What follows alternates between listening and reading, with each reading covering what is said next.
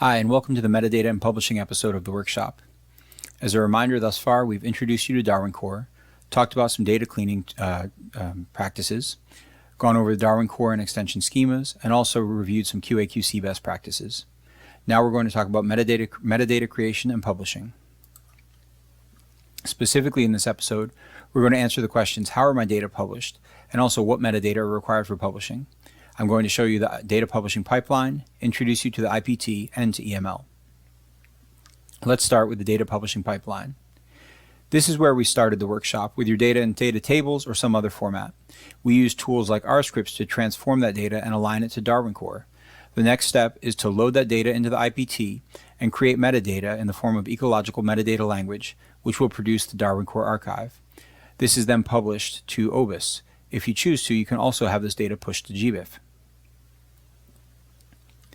The Integrated Publishing Toolkit, or IPT, is an open source web application that's developed and maintained by GBIF for publishing biodiversity data.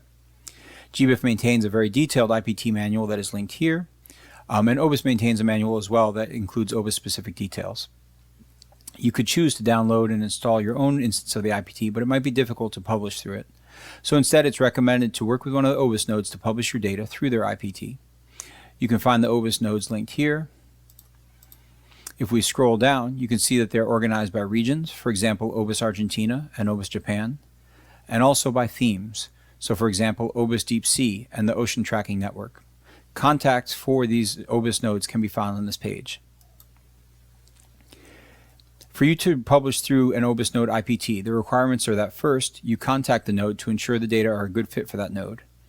Second, that the data follows the Darwin Core and EML standards. And finally, that the data is including all required Darwin Core and EML metadata elements.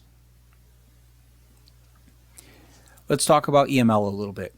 Ecological metadata language is the metadata standard that is associated with data in OBIS and GBIF. For the purposes of this workshop, we're not going to do a deep dive into EML. However, you should be aware that the IPT offers a lot of assistance in writing EML, so if you publish through an IPT, there's no need to have an intimate knowledge of the EML format. But there are some minimum required fields that you should be aware of and be ready to fill out. For example, title, abstract, citation, and several contacts. These are described in more detail in the table below. If you are interested in learning more about EML, we have linked here to the EML standard page and the IUSE Biodata Guide. There is also a number of R packages for working with EML reviewed here at this link. You should strive, however, to publish more than just the minimal metadata. There are many other EML fields that might apply to your data, and you should try to include as much information as possible to make your data easy to find and also useful to others by giving it a lot of context. So for example, you can add information about the geographical or the temporal coverage of your data, as well as information about the sampling and the study design, which would help future users avoid going through many published articles to try to understand what happened and how the data was collected. So that's all for now. To wrap it up, I want to remind you that the IPT is a well-documented and flexible system for publishing data to OBIS. Some Darwin Core and ecological metadata fields are required for publishing to OBIS, and you should be aware of what those are. However, you should strive to write more than the minimal metadata so that your data is as findable and as useful to future users as possible.